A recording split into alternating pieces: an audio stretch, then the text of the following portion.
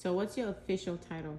My official title is Kyoshi, which means 8th degree black belt in Shorin Ryu Karate. How long have you been practicing karate? I've been studying martial arts for over 40 years. What got you started?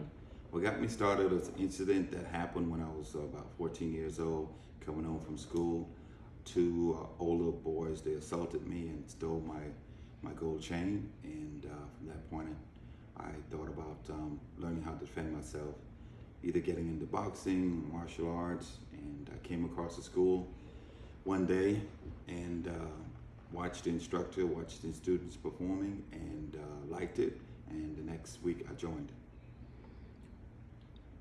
That's how you got started. Yes. But what made you stay? What made me stay was I found the friendship. I found more that I thought I would be able to find in the first place by the discipline, the hard training, just the fun that it was all about. Learning karate, teaching me how to a different culture, how to count in Japanese, how to speak words in Japanese, how to do different techniques, punch, blocks, kicks, strikes, and going to tournaments, the whole aspect of it.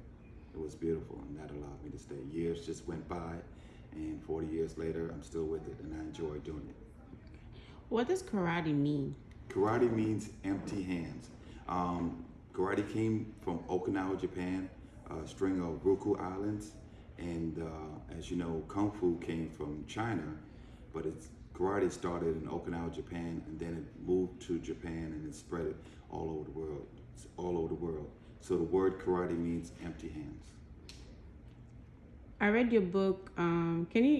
What's the title of your book? Okay, the title of my book is called My Life in the Art of Shorin Ryu Karate.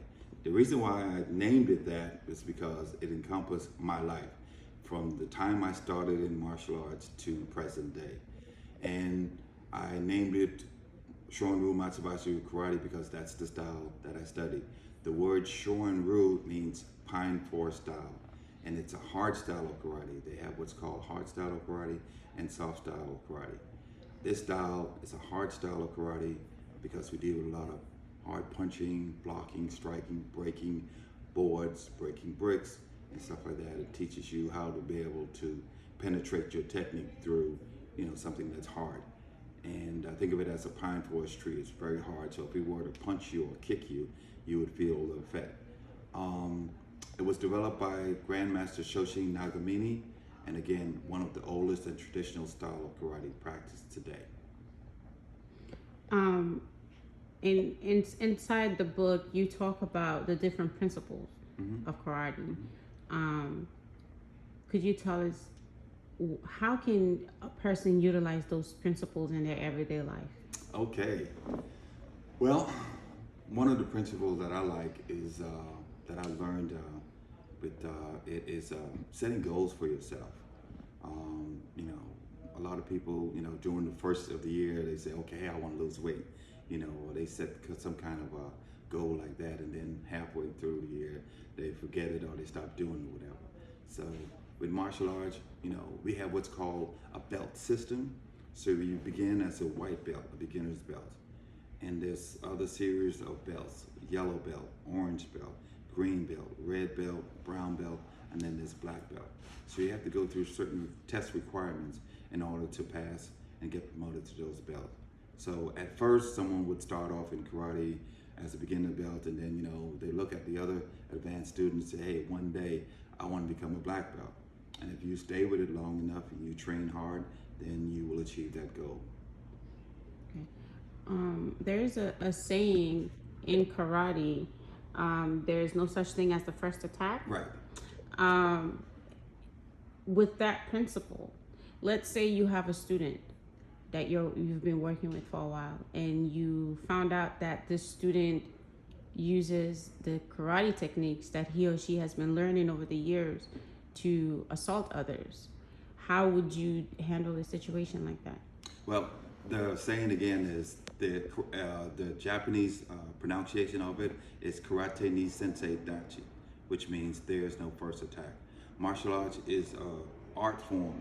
It's not similar to boxing, where boxing is a sport. Okay, the Okinawans they used it and they trained with it to better improve their lifestyle. Okay, so in America we learn it as in the regards of as a sport to go out there and compete in tournaments, and sometimes you have students use it in a negative way by beating up on other folks. That's not the way I teach my students, and if I was to have a student to use that and I find out about it, again, that's bringing shame to me and bringing shame to my dojo, and just taking away all of the training that I tried to install in him. So I would first begin by talking to him and say, okay, hey, you should not do it that way. And if I see that a student continue to go on in that way, I would not teach him anymore. I know there are a lot of people out there who may be interested in trying karate, but they may think, oh, maybe I'm not fit enough. Right. Maybe I won't be disciplined enough. There's a lot of personal self-esteem issues that happens to people. What would you say to someone who is interested in trying karate, but they have that self-doubt? Right. I would tell them, give it a try. Okay, it's not for everybody, but you have to take all the negatives and put it aside if there's something that you really want to do. You got to remember, everybody that started off in karate don't stay in karate. You find a reason for it to do it, and you stay in it. I found a reason, I loved it, and I stayed with it. You got to also remember too that when you start in martial arts, everyone started off as a beginner. And each day you learn something, and you push yourself to do better the next time around. I started off many years ago, did not know anything. I was a white belt, I was nervous, I was shy growing up as a kid. I didn't even think that I would be able to do karate because, I just watched it, watching the movies and stuff like that. But I challenged myself. And so to someone that's just starting, I would say, me as an instructor, if I was that person's instructor, I'm going to start them on their level.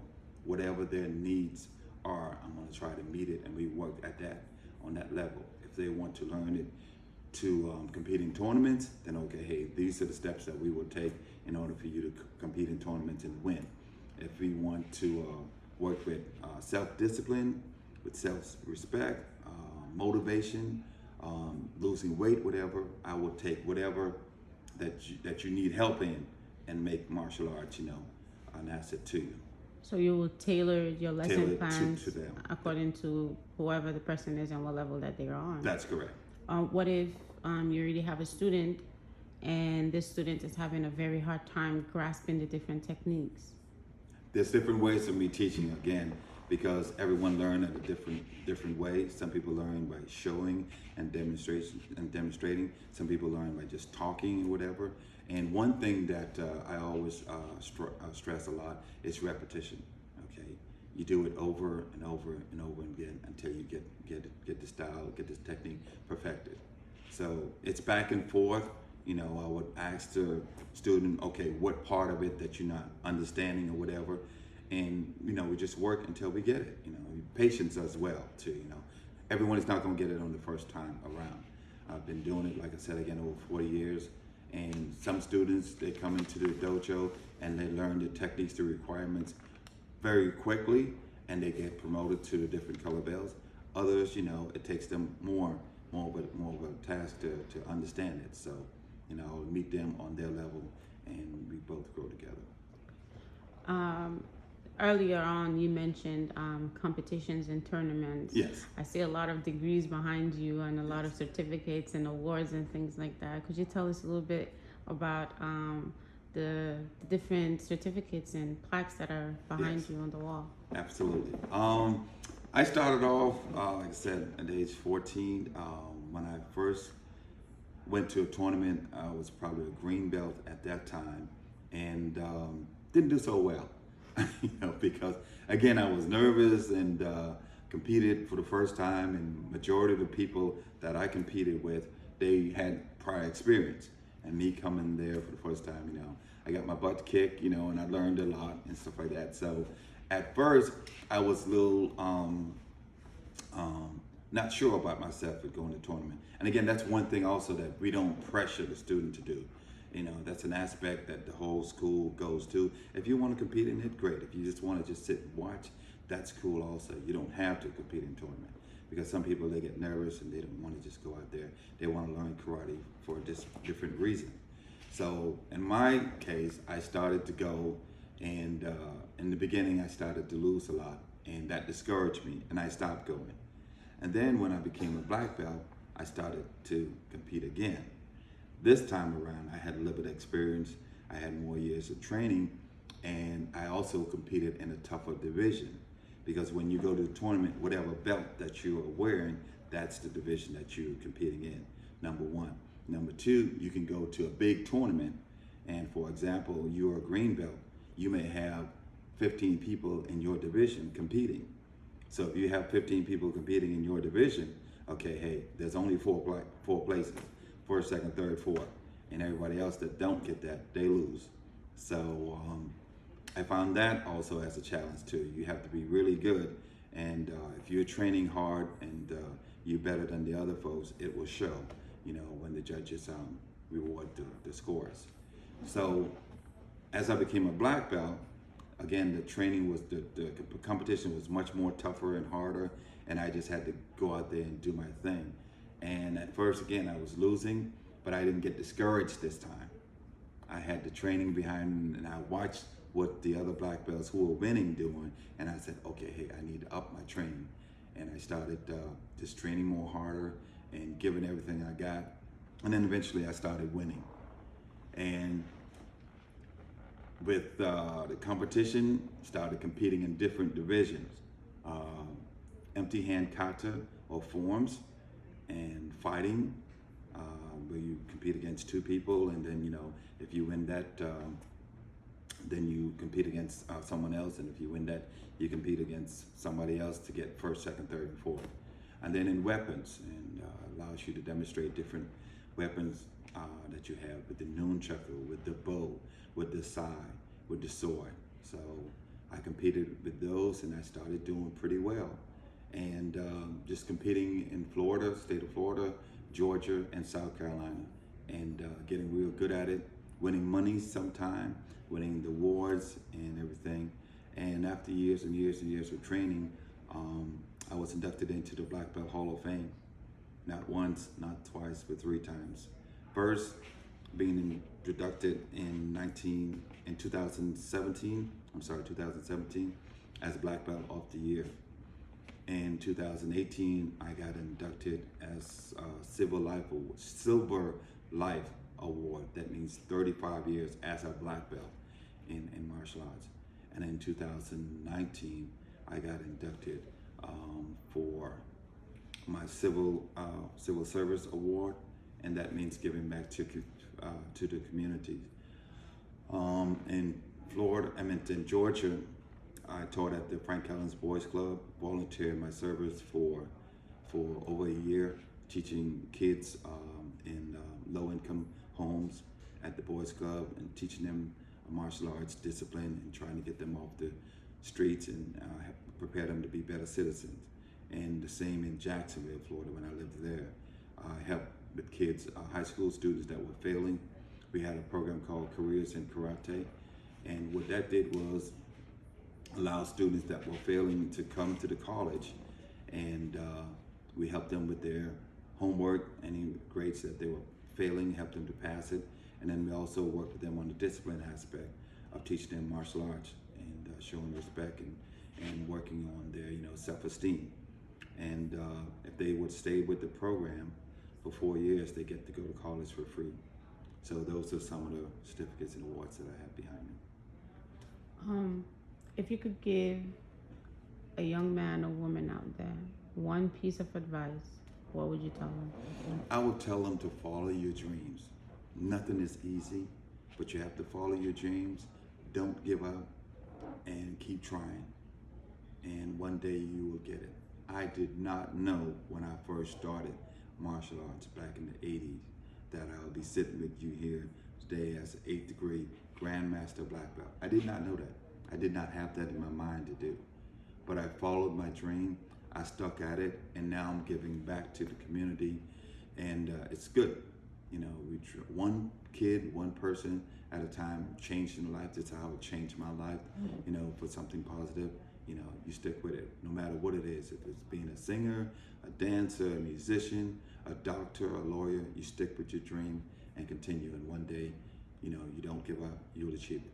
So if I was interested in taking karate classes with you, do you have like a Facebook page that I can go to get information on how to contact you? You know. Yes, I do. I have a Facebook page. You can find me on Facebook as Kyoshi Anthony Ferguson. I have a YouTube page as well. You can go into YouTube, type in my name, Anthony Ferguson, space karate, and you would see my YouTube page show up. Instagram page as well, Kyoshi Anthony Ferguson. Twitter as well, Anthony Ferguson. Pretty much named it the same, that way it's easier to find.